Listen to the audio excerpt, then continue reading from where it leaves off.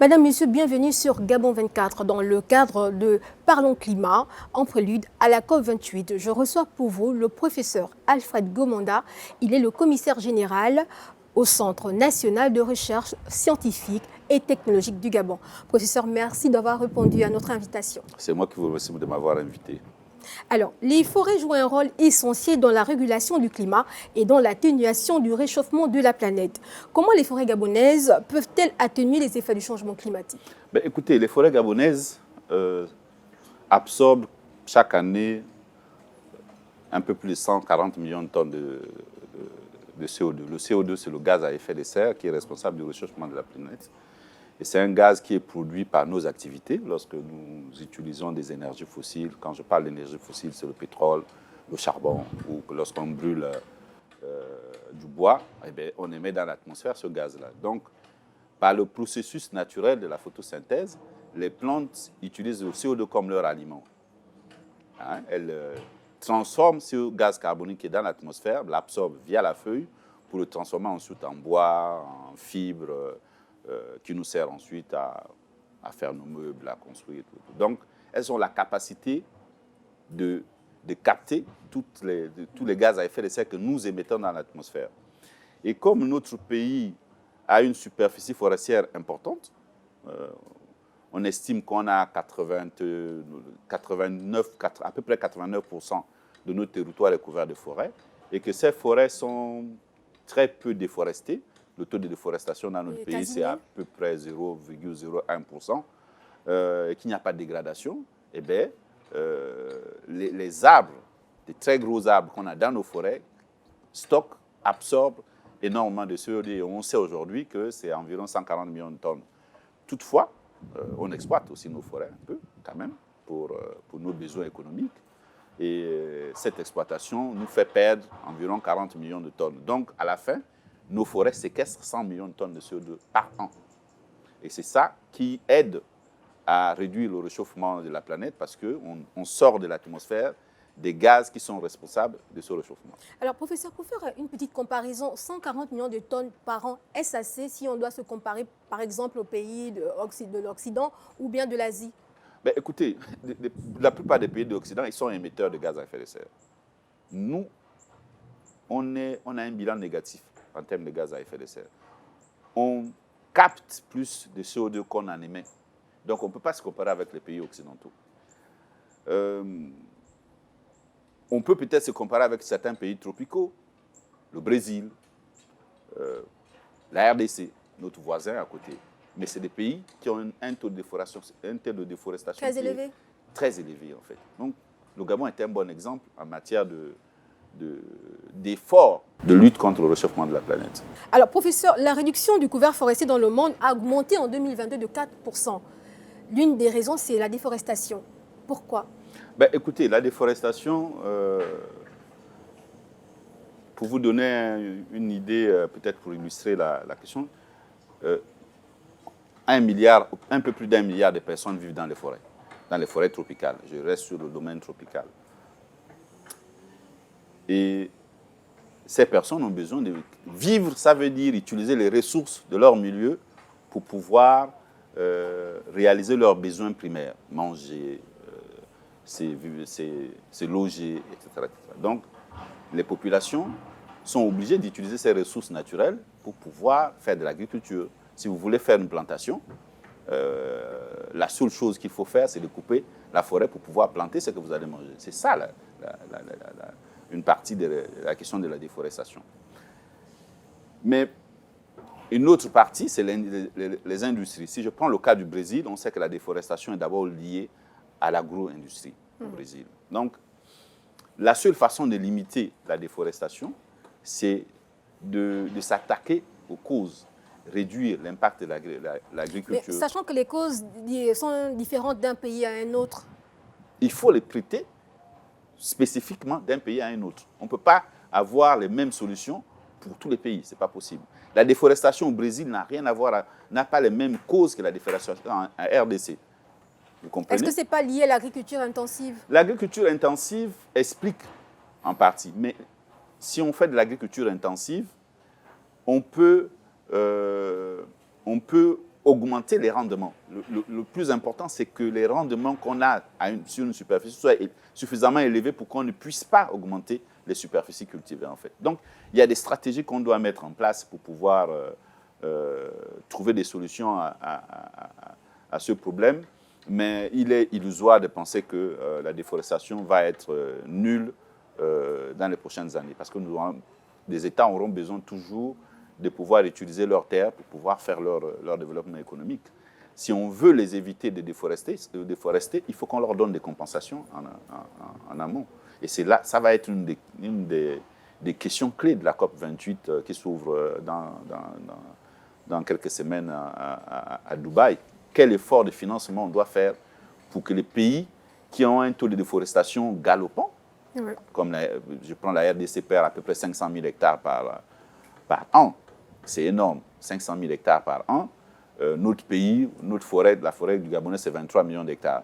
Si vous en perdez 500 000 par an, au bout de 20-30 ans, il n'y a plus rien. On peut penser que ce chiffre va se réduire. Donc, pour éviter ça, il faut mettre en place des mécanismes financiers qui permettent aux populations de pouvoir limiter l'utilisation des terres, si c'est une question agricole, limiter l'utilisation des terres en augmentant comment dire ça, la production agricole. Et peut-être développer aussi d'autres techniques, par exemple la culture hors sol.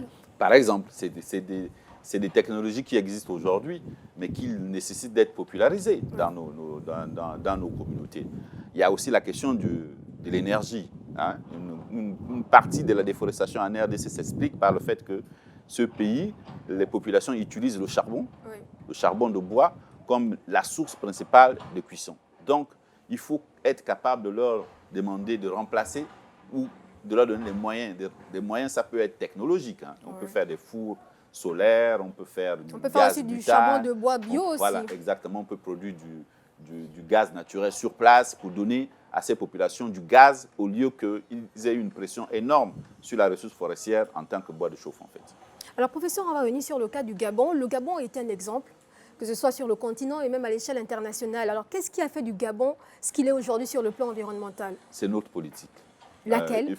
Il faut reconnaître que depuis quasiment plus de 30 ans, le Gabon a fait d'énormes efforts pour gérer sa ressource naturelle, qui est essentiellement la ressource forestière. On a mis en place des lois, un code forestier qui a été popularisé dans toute la sous-région d'Afrique centrale, dans le cadre de la Commission des forêts d'Afrique centrale, mais pour lesquels le Gabon a donné une impulsion décisive, une impulsion, on va dire, une rigueur importante qui a fait que nos écosystèmes sont très bien conservés. Ça, c'est une première chose. La deuxième chose, c'est que nous sommes un pays sous-peuplé. On a à peine 2,3 millions. La RDC, ils sont déjà peut-être 120 millions de personnes. Vous comprenez? Donc, la pression qu'on a sur nos ressources est très faible. Surtout que sur les 2,3 millions, 80% vit à Libreville. Donc, tout ça est lié à la démographie? Aussi lié à la démographie. Une faible démographie veut dire on va dire une pression moins forte sur les ressources forestières. La seule pression qu'on a aujourd'hui sur les ressources forestières, réellement, c'est l'exploitation forestière. Et comme on a réglementé l'exploitation forestière pour qu'elle ait un impact faible sur les forêts, eh bien, on a les meilleurs taux de couverture forestière au monde, on a les plus grands stocks de carbone. Nous sommes avec le Costa Rica, le Suriname, les seuls pays qui ont des très forts stocks de carbone dans leurs forêts. Oui, alors professeur, quels sont les objectifs aujourd'hui du Gabon en matière de gestion forestière et de lutte contre le changement climatique? Bon, le Gabon a pris des engagements auprès de la communauté internationale en soumettant, je crois, l'année dernière, ce qu'on appelle la contribution nationale déterminée. Qui dit que le pays veut rester neutre un pays qui a une économie neutre en carbone. Ça veut dire que nos stocks actuels ne vont jamais baisser. Le Gabon veut que les 100 millions de tonnes de CO2 que nous absorbons, que cet effort se fasse jusqu'en 2050, voire au-delà de 2050. Est-ce qu'on peut atteindre cet objectif? Bien sûr, on peut. Nous avons atteint cet objectif sans financement extérieur.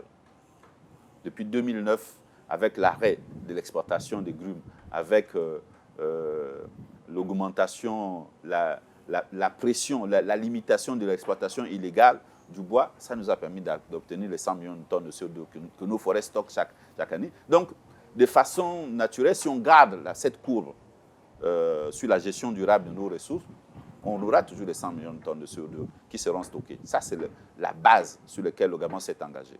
Oui, professeur, on va peut-être partir vers la dernière question. À la COP, quelle grande décision attendez-vous dans le cadre de la protection des forêts du monde et la lutte contre le changement climatique?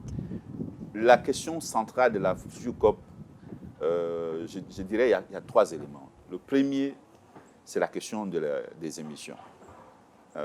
Les dernières données indiquent que la planète, il nous reste comme marge de manœuvre 500 milliards de tonnes de CO2. Si on dépasse ce chiffre-là, eh bien, la température, les objectifs de 1,5 degré ne pourront jamais être atteints. Donc, les émissions. Que tous les États fassent les efforts nécessaires pour réduire leurs émissions. Beaucoup d'États ont soumis leurs contributions déterminées. Malheureusement, mardi dernier, la Convention cadre des Nations Unies sur le changement climatique a fait un bilan qui montre qu'en fait, les efforts que les États s'engagent ne représentent que 2%. La réduction ne sera que de 2%, alors que nous, scientifiques, on estime qu'il faut une réduction de 43% jusqu'en 2030 pour que nous ne dépassions pas le seuil de 2 degrés et que nous restons probablement à 1,5 degré en fait. Donc, il y a encore des efforts énormes à faire sur la question des réductions. Les États doivent encore s'engager sur cet aspect. Le deuxième aspect, c'est la question de l'atténuation, c'est-à-dire la capacité des systèmes naturels à capter des gaz à effet de serre et les stocker durablement. Ça aussi, et les seules zones où on sait aujourd'hui que ce stockage est possible, ce sont les forêts tropicales. Donc les États doivent aussi, la plupart des États tropicaux doivent s'engager à réduire l'intensité de la déforestation et à améliorer le processus de gestion durable de leurs ressources naturelles. La troisième question, c'est le financement. La plupart des États tropicaux sont des pays en voie de développement. Parfois, la ressource forestière, c'est leur seule ressource de survie. Donc, si on ne leur donne pas des financements importants, ils n'ont pas d'autre choix que d'aller prendre dans la forêt. Donc, il faut que ces 3 objectifs-là soient alignés de telle sorte que d'ici 2030, le climat ne se réchauffe pas trop et qu'ils n'auront pas de conséquences importantes. D'accord. Quand on parle de 2030, les Gabonais ne se rendent pas compte que c'est demain. C'est demain. Oui. Mais les États européens, les États du monde occidentaux ont commencé leur transition. Vous avez entendu parler des véhicules électriques. Ça veut dire que dès 2035, l'Europe ne va plus du tout produire des véhicules thermiques. Oui. Vous comprenez? Mais ça va avoir des incidences sur nos pays, surtout des pays producteurs de pétrole.